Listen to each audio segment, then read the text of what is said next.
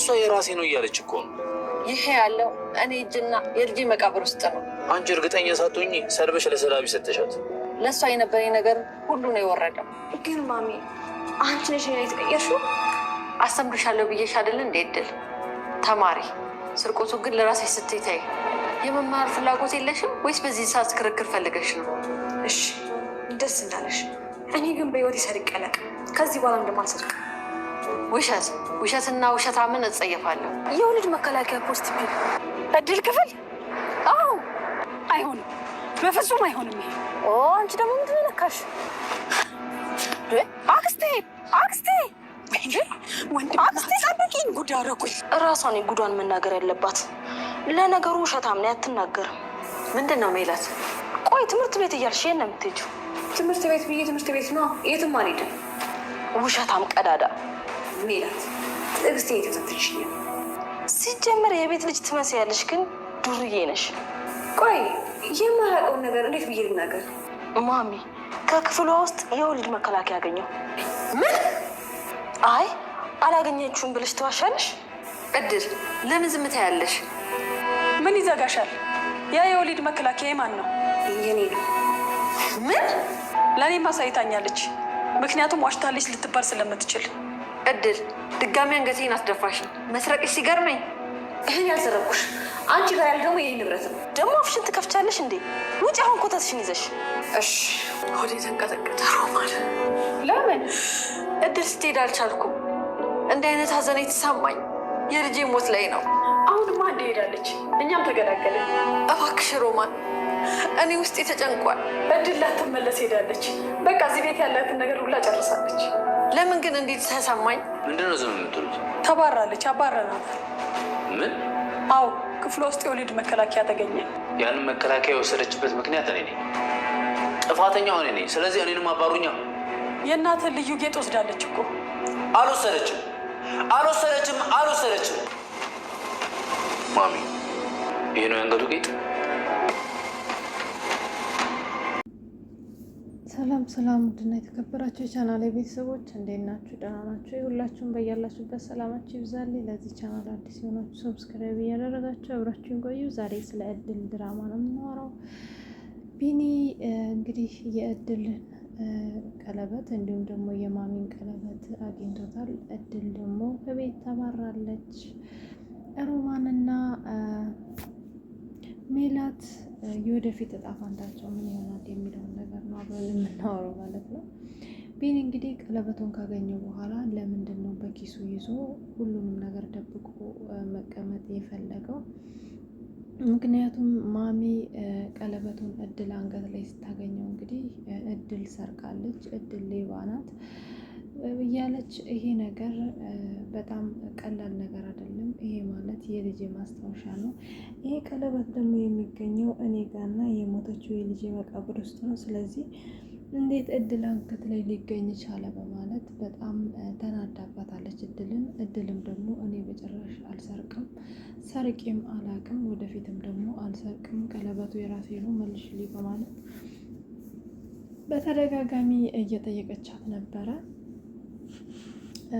እንግዲህ ቢኒም ማሚን እባክሽን ነገሩን ሳታጣሪ ሰድበሽ ለተሳዳቢ አትስጫት በማለት ማሚን በተደጋጋሚ ጊዜ እየለመናት ነበረ። ማሚም እንግዲህ እድልን እስከማውቃት ድረስ ሌባ አትመስለኝም ነበረ። አሁን ግን በማይመጣ ነገር ነው በልጄ ነው የመጣችብኝ። እድልን ወዳትም ግን ከልጄ አትበልጥም ብለዋለች ማለት ነው። ቢኒም ግን ለምንድን ነው ሳታጠሪ? ምናልባትም እኮ የራሷ ሊሆን ይችላል፣ እድልም እኮ የራሴ ነው ብላለች።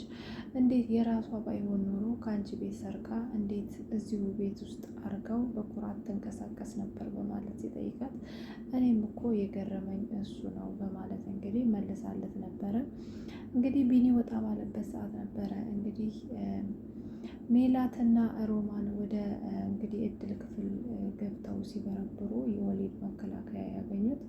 እድል የተባረረችበት እንግዲህ እንደ ምክንያት ብለን ካነሳ ነው የወሊድ መከላከያው ነው። ያው ሜላት እንግዲህ ከእድል ክፍል የወሊድ መከላከያ ስታገኝ በቀጥታ ሄዳ የተናገረችው ለሮማን ነበረ። ሮማንም ይሄንን ነገር ስትሰማ በጣም ነበር የደነገጠችው ማለት ነው።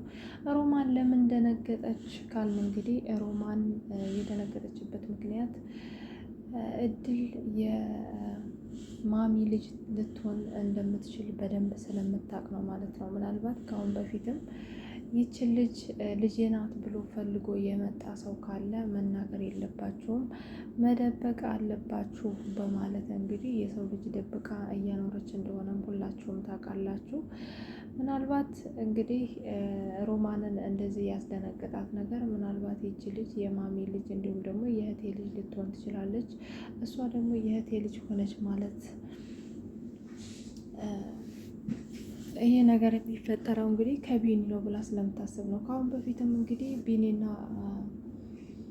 እድል አብረው እንደሆኑ እንዲሁም ደግሞ አብረው እንደቆዩ ስትሰማ በጣም ነበር የደነገጠችው። ያው ቢኒንም ለምን እንደዚህ ታደርጋለህ? እድል ማለት እኮ የአክስት ልጅ ናት ማለት ብሎ መናገር አልቻለችም ማለት ነው። ዝም ብላ ነበረ ነገሩን አደባብሳ ያለፈችው። ምክንያቱም ይሄንን ነገር ለቢኒ ነገረችው ማለት ቢኒ ይሄንን ነገር አንቺም ታውቂያለሽ ወይ በማለት እንግዲህ ሊጠይቃትና ሊያፋጥጣት ስለሚችል አልተናገረችም ማለት ነው። እንግዲህ ቢኒ ለምንድን ነው ቀለበቱን አግኝቶ ይህ ሁሉ ጦርነት ቤት ውስጥ እየተነሳ እያየ ለምን ዝም ብሎ ይዞ ቆየ የሚለውን ነገር ካነሳ ቢኒ እንግዲህ ከአሁን በፊት እንዳወራ ነው ከሆነ ማሚንና እድልን እንግዲህ ዲኤን አስደረጋቸዋለሁ እንዲሁም ደግሞ አስመረምራቸዋለሁ ሲል ሰምተነው ነበረ። ምናልባት ያንን ነገር ካደረገ በኋላ የማሚንና የእድልን እናትና ልጅነት ለመናገር ፈልጎ ይሆናል ብዬ አስባለሁ። እናንተም ሀሳብ አስተያየታችሁን መጻፍ ትችላላችሁ ማለት ነው ኮመንት ላይ።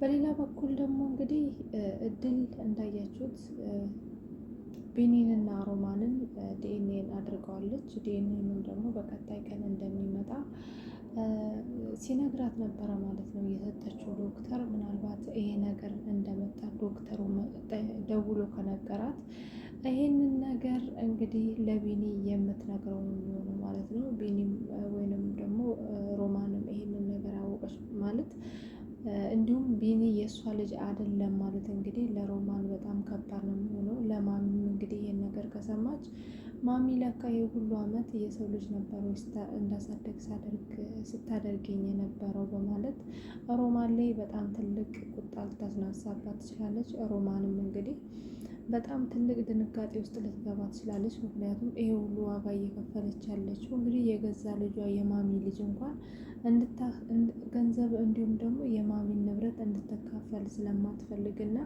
ንብረቱን የእሷ ልጅ ብቻ ቢኒ ብቻ እንዲወርስ ስለምትፈልግ ነበረ ማለት ነው። እንግዲህ ይሄ ሁሉ የለፋችበትም ነገር ይሄ ልጅ የእሷ ልጅ እንዳልሆነ ስታውቅ ምናልባት ከአሁን በፊት የቢኒ ጓደኛ ነው የተባለው እና ውጭ ሀገር የሄደው ልጄ ነው ብላ ልታስብ ትችላለች። እሱም ደግሞ ልጇ ካልሆነ እንግዲህ ሮማን ልጇን ለማግኘት በጣም ዋጋ ልትከፍልና በጣም እንግልት ውስጥ ልትገባ ልትችል ይሆናል ብዬ አስባለሁ። በሌላ በኩል እንግዲህ ማሚ ለምን እንዳባረሯት እንግዲህ ቢኒ ሲጠይቅ ሁሉንም ነገር ነግረውታል። ክላሷ ውስጥ እንግዲህ የወሊድ መከላከያ እንደተገኘ ሲነግሩት ይሄንን ነገር እንዲሆን ያደረግኩት እኔ ነኝ፣ ይሄን ነገር እንድታደርግና ይሄን ነገር እንድትሳሳት ያደረግኳት ደግሞ እኔ ነኝ። ምክንያቱም ይሄን እንዲሆን ካደረግኩ ደግሞ ጥፋተኛው እኔ ነኝ ማለት ነው። መባረርም ካለብኝ እኔም ጥፋተኛ ስለሆንኩኝ መባረር አለብኝ፣ አባሩኛ በማለት ይጠይቃቸዋል ማለት ነው። እንዲሁም ደግሞ ቀለበቱ ይሄ ነው ወይ ማሚ ጠፋብኝ የምትይው ቀለበት ይሄ ነው ወይ በማለት እንግዲህ ከኪሱ አውጥቶ አሳይቷቸዋል ማለት ነው። ይሄንንም ያዩት እንግዲህ ማሚም ሆነ ሮማን እንዲሁም ሜላት በጣም ደንግጠዋል ማለት ነው። ምክንያቱም ከአሁን በፊት ሮማን ይሄ ቀለበት ምን እንደሆነ አንቺ አታውቂም በማለት ለሜላት ስታስረዳት ነበረ ማለት ነው እየቆየችው። እንግዲህ ሜላት እድል ከዛ ቤት እንድትወጣ ትልቅ መተባበር ስላደረገች ከአሁን በኋላ ማሚ እንግዲህ ሜላትንም በጣም ቅጣት ልታደርስባት እና እንዲሁም ደግሞ ላጠፋችሁ ጥፋት ትልቅ ቅጣት ልትቀጣት ትችላለች ብዬ እላለሁ። ሮማንን ግን በህግ እስከ መጠየቅ ድረስ እንዲሁም ደግሞ እስከ መክሰስ ድረስ ትደርሳለች ብዬ አስባለሁ ማለት ነው። እናንተም ሀሳብ አስተያየታችሁን ኮመንት ላይ ጻፉ።